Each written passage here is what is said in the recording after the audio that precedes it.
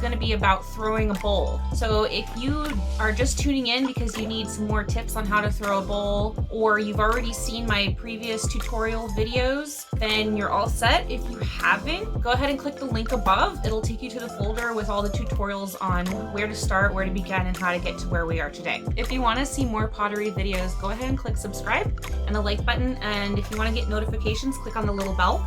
I try to post videos at least once or twice a week. Before we start, I just real quick want to go over the tools that we're going to need for today's video. For beginners, I like to recommend throwing on a bat. A bat is like a pressboard tool that you put on your wheel. If you notice, has these holes in it, and these line up with those holes, and then you use what's called a bat pin to screw it into place and keep it nice and tight. Not all bats look like this one. Most bats are actually solid, but this bat's great if you're throwing a bunch of little things and you don't want to take off a huge bat every single time and put on a new one. This one comes with little boards that you can slip in the middle for like throwing mugs or throwing bowls, and you can just put as many of these as you want in there. And that's great for having a solid surface for your piece to sit on, so that when you take it off the wheel, you don't deform it in any way. I'm not going to be throwing with a bat today, but that's because I particularly don't really care for bats, but also I have taught myself how to take a piece of pottery off the wheel without deforming it. And that takes a little bit of practice. So you feel free to do that yourself, or if you're really afraid about ruining your piece that you work really super hard on, go ahead and get yourself a bat with a bunch of removable boards. All right, so tools that we are going to need is, first of all, you're gonna need your bucket for water, your small hand sponge to keep your hands and your pottery wet. You're gonna need your large sponge to clean up your station afterwards, your wire cutting tools, your wooden knife tool, the straight-edged wooden rib tool, your more curved edge wooden rib tool, this one's smaller, and your metal rib tool. So if you're ready, let's go ahead and get started.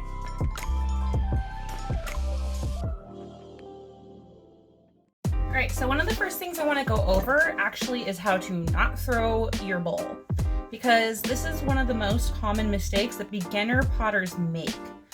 So I want to talk about what that mistake is, and I like to call it the derpy bowl. So let's go ahead and get our clay centered. You can use as much clay as you want. The more clay you use, the bigger the bowl is going to be. So if you want to start off small and use a little bit of clay to have a smaller bowl, then use a smaller amount of clay. I have quite a bit of clay here, just for the sake of making a big bowl that you guys can see really well.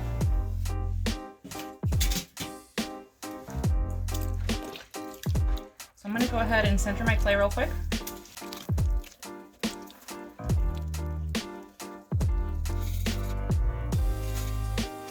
And then once we have our clay centered, we're gonna go ahead and open it up and make our cylinder. Remember to leave enough bottom. So everything I'm doing so far is right, just in case you're wondering. I will get to the part where we go wrong. Leave enough bottom. When you go to trim later, you can make a nice foot for your bowl. And then go ahead and start making your cylinder. So this is right about where people start going wrong. I've done this many times when I was beginning pottery, and what that is that when we are pulling up our cylinder, we don't pinch enough at the bottom and we pinch more towards the top. So what ends up happening is that the top of our cylinder the wall is thinner than the bottom.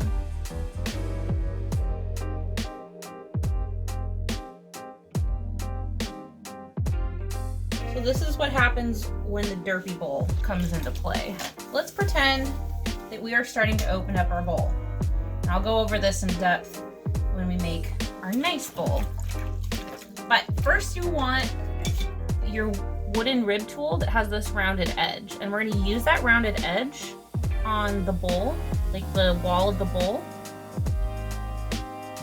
And we're gonna gently start pushing downwards against the wall of the bowl and all the way to the bottom. And we're gonna gently place it against the wall and push downwards. We're gonna go all the way to the bottom. We want a nice, smooth, even rounded bowl.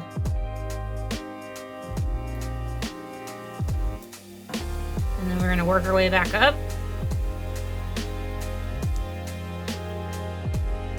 And already we have our bowl shape here. Now, you might be able to see what I'm talking about and the shape that starts to form when you're doing this.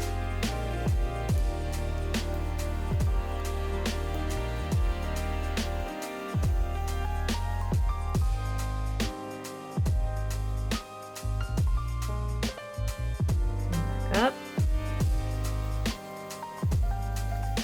I'm gonna stop right here because if I go any further, this thing's gonna flop on itself. So now I'd like to show you the derpy bowl. So here we have the inside of the bowl. It goes down and then it kind of bowls out right here, and then it goes down again, and then it comes up in the middle. So the reason why it comes up in the middle there is because we didn't compress the bottom of our bowl properly, so you're gonna get like this kind of like groove here. And this part right here happens because we didn't keep an even thickness throughout the wall as we were bringing up the cylinder.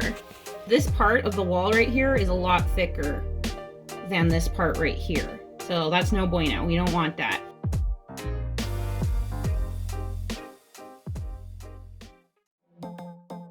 Okay, so real quick, I just wanted to apologize. I had some more footage on what actually happens to the bowl when we continue to try to like correct it, our derpy bowl.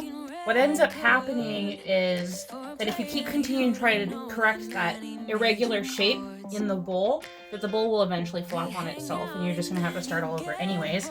So if that happens, where you get that bump in the bottom, I would just go ahead, take it off your wheel and start over. I know it's really hard, but when I first started ceramics, about 9 out of 10 things I made failed. And now it's more like 1 out of 10 things fail. So you're just gonna have to keep practicing over and over until you figure it out, and you'll get there, I promise. So the reason the footage is missing is because I double tapped the record button, so it was really paused the whole time. So let's go ahead and center our clay. We're gonna make our nice bowl.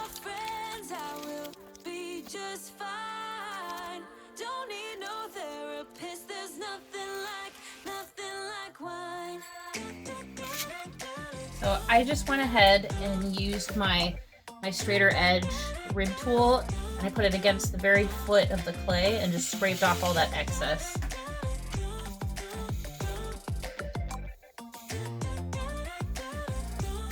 So start opening your clay. Be sure to check that you didn't go down too far. That's plenty of space, so I'm going to go down a little bit further.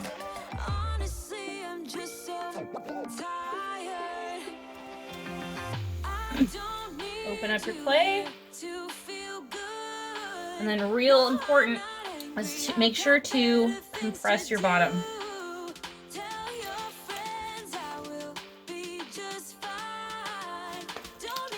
And then start pulling your cylinder up.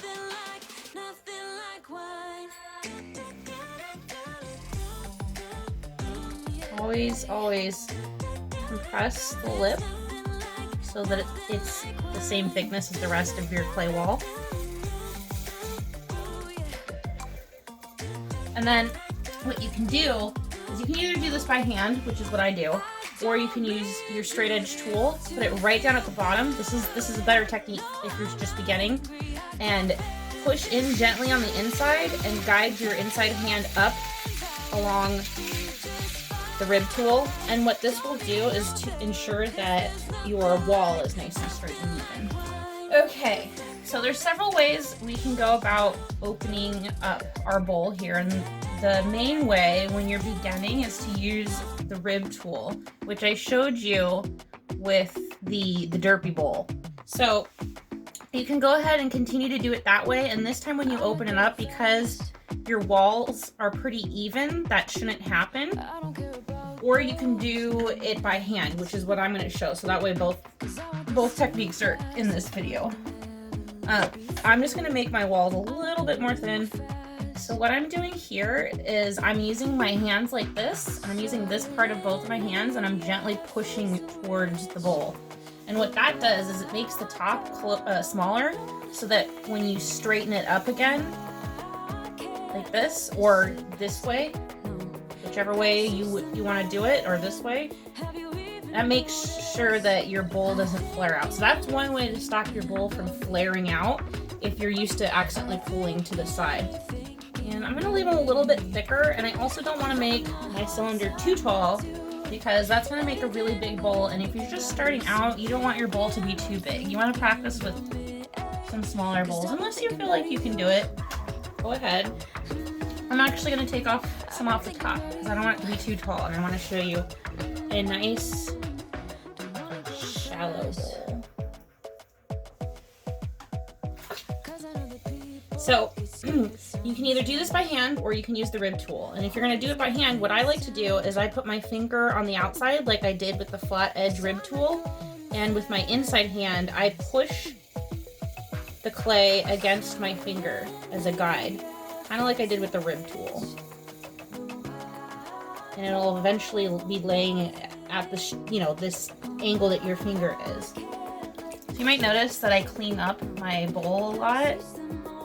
And then I put more water on it, which seems kind of like redundant. But the reason I do that is because I like my water to be fresh, but also if there's too much water, the clay gets too soft and then it's floppy.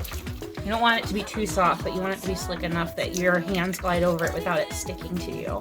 So we can either leave it here if you want, or you can open up your bowl more. Like if you want this to be a nice little ramen bowl or a fruit bowl, or you want to turn it into a colander, just leave it as is, or we can open it up a little bit more. So I'm just going to use whatever shape. If you have it straight, it's going to go out straight. If you have your finger curved slightly, it's going to curve slightly.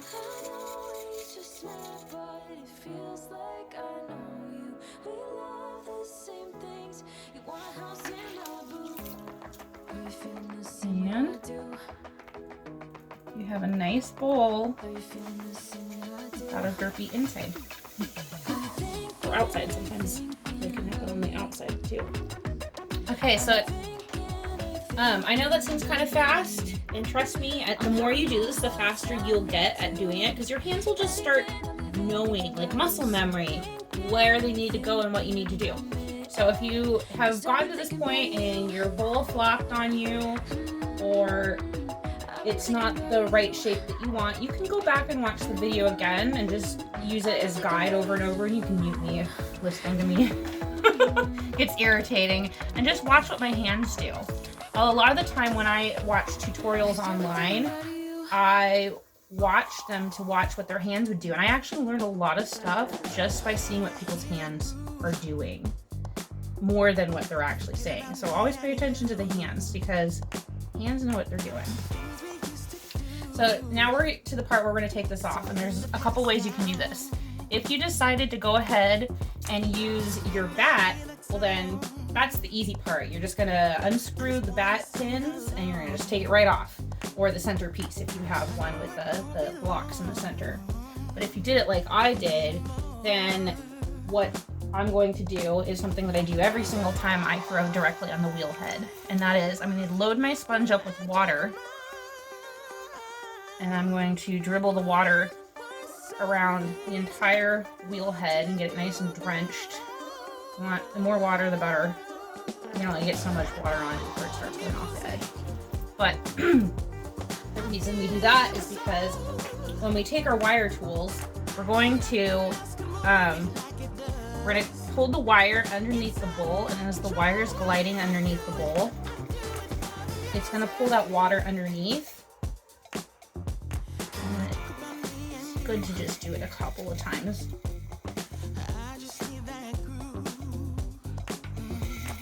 And that water is going to help the bowl not stick to the wheel head. So you can either push by hand if you feel confident enough. Do not push the wall of your bowl because the wall will warp. I push on the foot. I usually leave about a ½ an inch of the foot. And if you push on the foot, it's a nice and solid piece, so your bowl won't warp. You just bring it to the edge of your wheel, open up your water trough, and then I slide it onto my hand, or you can slide it onto a piece And that can be a little scary and a little challenging. It took me a while to get used to that before I got it without ruining it. And now I can hold the bottom of this. If I have my hands really nice and flat under here, like spread out like that, then the bowl won't flop on itself. And I'm gonna put him, or her, I'm gonna put it, right here on top of this paper towel. And what you'll notice is when you sit it down, it might bend slightly, but as you let it flop, it goes back to its normal shape.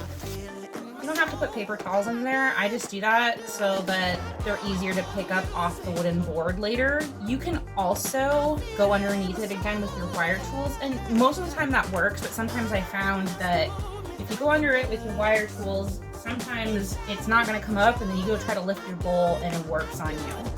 So I just got in the habit of putting a paper towel under there, and that's not a guarantee either. It can still, if it's really wet under there, it can still soak through, but I've found that I've had less mishaps with the paper towel than the wooden tool. So that's what I just like to do. You don't have to do it that way. And then remember, once you're done, always clean your wheel head. And that's very important. You don't want a rusty wheel head. It's also a really good habit to clean your tools afterwards. I don't normally do that because I'm a slob, but especially your metal tools. Your wooden tools I don't care so much about, but I'm a slob, so. So there we have our lovely bowl. And don't worry if there's a little bit of imperfection in it, or you got some fingerprints on it, or some extra slip, because when we go to trim it, that's gonna come off later. And there's our other bowl from the other video that got deleted somehow, or didn't happen. So there we are. Ta-da!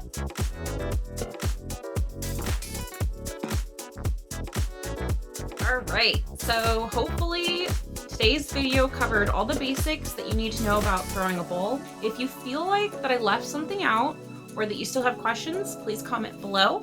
You can watch this video as many times as you need to feel that you've got a handle of things, or to get as much information as you need. Hopefully by the end of this video, you feel confident in making a bowl and you're on your way to making dozens of beautiful bowls. Just as a reminder, if you want to get notifications about clay throwing tutorials, go ahead and click subscribe and the like button and the little bell for notifications. And thanks for watching today's video. Bye! Hopefully by the end of this video, you're on your way to making hundreds and dozens of beautiful bowls. That sounds really corny.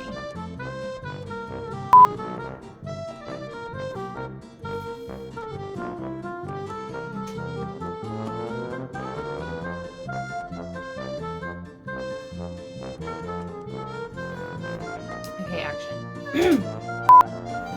Ooh, I have hair in here. Ew. Oh my. I can't tell. It looks like a brown hair, so I don't think that's mine. Oh. I need to stop saying that. Do you know how many times when I'm editing videos, I have to delete out the word I've probably obliterated at least 300 since I started making these videos. So,